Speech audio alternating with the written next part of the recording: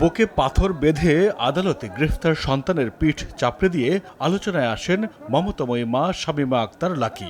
রাজনৈতিক পরিবারের বড় হওয়ায় তার জানা পরের পথ কতটা নিষ্ঠুর হতে পারে। প্রিয় সন্তানের এমন দশা দেখে বুক ফেটে কান্না পেলেও ছেলে যাতে মনোবল না হারায়, তাই এমন সান্ত্বনা মমতাময়ী এই মায়ের। আমি মা যদি বলি আমার ছেলের সামনে যদি এখন কান্নাকাটি করি বা কিছু বলি, আমার ছেলে তো মনোবল হারায় ফেলবে, নার্ভাস হয়ে যাবে সে। তা আমার একটাই কথা যে আজকে আমার ছেলে কাতরাচ্ছে, তারপরে আল্লাহর রহমতে দেখছি। কিন্তু এই আন্দোলন যারা মানে করেছেন আমাদের বাচ্চারাই, কিন্তু আন্দোলনের এরপরে আমার এই ভিডিও দেখার পরে দেখেন কত জিদ। আমার ছেলেকে অনেক টর্চার করছে, আমি কিন্তু এটা জানতাম না, সে যে বলতেছে এগুলো আমি শুনলাম। যে আমাদের জনগণ দেখুক ওনাদের শাস্তি বিচার, এই যে কাতরানো, এই যে যারা মারা গেছেন, সাইদের মার কাছে কেমন লাগছে বলেন? ছেলে গ্রেফতার জানতেন না তার মা। পরদিন জানতে পেরে অসুস্থ শরীর নিয়ে বিভিন্ন থানা ঘুরেও হদিস না পেয়ে মহা দুশ্চিন্তায় পড়ে যান তিনি। একদিন পর আদালতে ছেলেকে দেখতে পেয়ে স্বস্তি ফেরে মায়ের। বাটারা থানা থেকে শুরু করে আপনার গুলশান, আপনার উত্তরা, মিরপুর, মানে থানার কোনো বাদ নেই। তারপরে আপনার মেডিকেল হসপিটাল, হ্যাঁ, ডিবিতে খুঁজতে খুঁজতে সন্ধ্যা হয়ে গেছে, রাত হয়ে গেছে। পরে লাস্ট ডিবিতে রাত 1টায় আমি এখানে আসছি, আবার আমি খুব অসুস্থ, আবার এই হসপিটালে, তখন আমার ছুটি হয়নি। ওর দুটো হ্যান্ডকাপ পরা, ওকে বের করতেছে অনেকজন পুলিশ, আপনারা দেখবেন হয়তো, কারণ তখন তো যেতে দিচ্ছে না কাউকে, আর ওরা অনেক রকম শাউট করতেছে। আমি আরেকবার প্রথম যখন যাচ্ছিলাম আর কি, এই আপনি যেতে পারবেন না, আমি বলি আচ্ছা ঠিক আছে যাবো না। আমার মাস্ক পরা দেখেন, আমি তো এখান থেকেই গেলাম। তো যাওয়ার পরে আমি ভিতর দিয়ে চলে যাচ্ছি, যে আমারও তখন ইচ্ছা যে আমি যাবই, এখান থেকে একটা প্ল্যান করলাম, সকাল রাতেই করছি প্ল্যান, যাবই, ওই করে যাই না। কিন্তু আমার একটা যে আমার ছেলের সাথে দেখা করব, এটা হলো কথা, ওকে আমি দেখবই। অসুস্থ মা হাসপাতালে ভর্তি, বাবা 2 শতাধিক মামলা নিয়ে ফেরারি, ছোট ভাই ডাউন সিনড্রোমের রোগী। মধ্যরাতে ছোট ভাইয়ের আবদারে পেস্ট্রি কিনতে বের হয়ে বসুন্ধরা আবাসিক এলাকা থেকে ডিবির হাতে ধরা পড়েন সানিয়াত। আদালতে মায়ের পিঠ চাপড়ানো সাহস যোগায় তাকে। আমি অ্যাকচুয়ালি এর আগের দিন আমার অলরেডি এখানে বাড়ি খাওয়া, আমি চাচ্ছিলাম যে আমার মা আমাকে দেখুক ওই অবস্থাতে, আমার মা আমাকে দেখুক। এই জন্য আমি কিন্তু খুব চুপচাপ ধীর গতিতে ছিলাম, বা কোর্টে কি হয়। হঠাৎ পিছন থেকে এসে আমাকে একজন বলল যে আপনার মা। আমি দেখে আমার মাকে দেখে এক ঝলক, আমার যে ওই হাসি, ধরেন আমার 1 সেকেন্ডের মধ্যে, আমার মুহূর্তের মধ্যে আমার সব ব্যথা বুথা সব ভুলে গেছি আমি। এবং সাহসটা নিয়ে কিন্তু আমি আরো 2-3 দিন কিন্তু রিমান্ড ফেস করছি এই সাহসের উপরেই কিন্তু, ঠিক আছে। এক ঝলক হাসির জন্য ধরেন, এবং আমি আমার মাকে সালাম দিতে যাচ্ছিলাম, তার সালামের তো আমার খেয়াল নাই যে আমার 2 হাতে হ্যান্ডকাপ করা, এই জন্য আমার হাতটা উঠে গেছিল আর কি, আমার মাকে সালাম দিতে গিয়ে আর কি। হ্যাঁ, তো বললাম যে মা ভয় পেও না।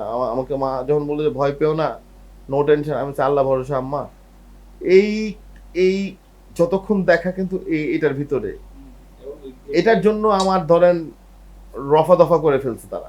সামাজিক মাধ্যমে লড়াকু মায়ের এমন সাহসিকতা দেখে অনেক মাই তার সন্তানকে রাজপথে নামিয়ে দেন ফেসিবাদ পতনের আন্দোলনে। আর সেই ভিডিও কাল হয়ে দাঁড়ায় সানিয়াতের জন্য। রিমান্ডে তার উপর নেমে আসে অমানবিক নির্যাতন। কোন ভিডিও ভাই, এই ভিডিও তো জানতামও তো আমি না ওই সময় কোন ভিডিওর জন্য কি, ঠিক আছে। তো তারা বলতে সিনিয়ররা খুব খ্যাপা আছে, আজকে আমার নিস্তার নাই। পিছন থেকে একজন আপনার মা আপনাকে পিঠে করতেছে, বলতেছে, সাহস দিচ্ছে। এই ভিডিওটা ভাই এখন আমাদের জন্য একটা অনুপ্রেরণা। একটা ছেলে বলতেছে, আমার এখনো মনে আছে যে আমার মা 3 দিন আমাকে আটকে রাখছিল, এই ভিডিও দেখার পরে আমার মা আমাকে ছেড়ে দিছে, এবং 2 দিন পরে আমার মা নিজেও রাস্তায় নেমে আসছে আমার বাবা সহ। চোখ বাঁধার পর ওরা মারে নাই এমন কোনো জায়গা নেই। আমার এই পা, আমার এই হাত, আমার এই জায়গায় ঝুলায় মারা, মানে এখন বলতে গেলে ধরেন অনেক কিছু ধরেন এখনো মানে ভুলে যাই বা মনে রাখতে চাই না। লাঠি দিয়ে এখানে 10 বার, এখানে 10 বার, এখানে 10 বার, এখানে এইভাবে 40টা সেট করে তারা মারে। 2 জন মারে, আবার 2 জন যায়, আবার 2 জন আসে, আবার 2 জন মারে। তো এটা যে কতবার হয়েছে এটার তো কোনো ভাষা নাই। এটা এরকম আমাকে নিত রাতের বেলা, দিনের বেলা নিতে এত আফসোস করতাম না। ধরেন রাতের বেলা খেতে যাব, খাওয়া দিছে, হারুন সাহেবের হোটেলের খাওয়া দিছে, খাবো, ওই সময় ধরেন ডাক দিছে, তো খাওয়া তো আর ওই সময় পেট দিয়ে নামে না। ভালো ব্যবহার করে ওই অফিসার একটু পরে যখন আমাকে টুপি পরায় বা আমাকে চোখ বাঁধে, ওই আমাকে ধরেন মারতেছে। নির্যাতনের মাত্রা এত বেশি ছিল, তার চেয়ে মৃত্যু ভালো ছিল বলে মনে করেন সানিয়াত। তবে ছাত্র আন্দোলন শেষ অবধি সব শ্রেণীর মানুষের আন্দোলনে রূপ নিলেও এখন কেউ কেউ আন্দোলনের ফয়দা লুটার চেষ্টা করছে বলে আফসোস করেন তিনি। ওখানে আপনার যে ফ্যানের খোলা থাকে, যে আংটা থাকে ওইখান দিয়ে রশি থাকে, যেদিন ঝুলায় ওদিন আপনার বাঁধে, গামছা বাঁধে আর কি। আর ঝুলানো ছাড়া মারলে আপনার জমটুপি পরায় মারে আর কি, যেন দেখা না যায়। কিন্তু ওদের গলা তো বোঝা যায়। একজনকে 3 জন মারতে পারে, একজনকে কি ভাই 9 জন মারে? এটা কোনো হইলো? হ্যাঁ, পুরা একদম পুরাপুরি। ধরেন আমার কি বলবো, এইভাবে আর কি গেল আমার 2 তারিখ, মানে রিমান্ড ডে 2 থেকে ডে 5 একদম টানা। এমন কোনো দিন ছিল না যে আমাকে নেয় নাই। একটা মা যেমন একটা 4 বছরের বাচ্চা হারাইছে, পাশে কিন্তু রিক্সাওয়ালা ভাই তার জীবন হারাইছে। ওই রিক্সাওয়ালা ভাইয়ের নামও আমি জানি না, আপনিও জানেন না, কেউ জানে না। তার নামটা কি আসছে? আমি জোর দাবি জানাই তাদের একটা স্বীকৃতির জন্য এটা দিতেই হবে। কে দেখবে, কাকে কে দেখে, দেখার তো একজন না একজন দায়িত্ব নিচ্ছেন। দায়িত্বটা কোথায়? ওনারা সময় নিচ্ছেন, ভালো কথা। সময়টার ক্রাইটেরিয়া আমাদেরকে জিজ্ঞেস করেন কে আহত হয়েছে, এলাকা ওয়াইজ জিজ্ঞেস করেন কে আহত হয়েছে, আমরা বলতে পারবো। আমরা জনগণের সাথে চলি। রামপুরা থেকে উত্তরা পর্যন্ত যত রকমের যা ঘটেছে, এটা উনি ফান্ডিং করে উনি করিয়েছে।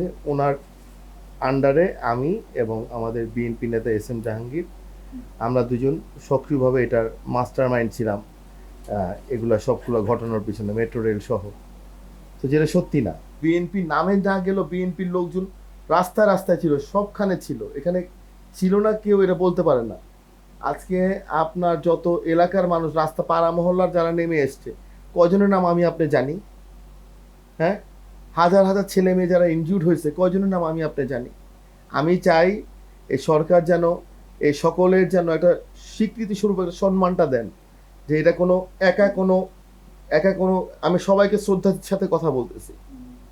একটা আন্দোলনের একটা বহিঃপ্রকাশ লাগে, কিন্তু এর সাথে দিয়ে কিন্তু সকলে ছিল। আজকে আসিফ মাহতাবের তো আপনার এখানে সে কোনো নামে তো নাই। সে তো আমার সাথে ডিবিতে নির্যাতন হয়েছে, সে আমার সাথে জেলে ছিল, ছিল, তার নামটা তো কোথাও আসে না। এবং আমি ডিবিতে যখন ঢুকি, অলমোস্ট সবার দেখি শুধু এই কান আর এই গাল থেকে শুরু করে চোখ, এখানে সবার চোখ ছোট, সবার এখানে এমন কোনো ব্যক্তি নাই, সিনিয়র জুনিয়র থেকে শুরু করে এমন কোনো ব্যক্তি নাই যে তার গায়ে হাত তোলা হয় নাই। এমন কোনো ব্যক্তি নাই, এটা আমি গ্যারান্টি সহ বলতে পারবো। অনেকে ধরেন ইজ্জতের কারণে অনেকে বলেন না, বলেন না, কিন্তু ওইখানে যে আপনার বৈষম্যের শিকার হয় নাই এমন কোনো মানুষ নাই। সবাইকে আপনার ওরা টর্চার করছে। দীর্ঘ সময় শারীরিক এই সমস্যার সাথে লড়াই করতে হবে মেনে নিয়ে বলেন, যারা শহীদ হয়েছে তাদের স্মৃতি মনে রাখতে হবে রাষ্ট্রকে। কাউকে হিরো বানাতে গিয়ে যেন কাউকে উপেক্ষা না করা হয়, এমন আহ্বান 2024-এর নতুন বাংলাদেশ গড়ার এ যোদ্ধার। মাইদুর রহমান রুবেল, RTV, ঢাকা।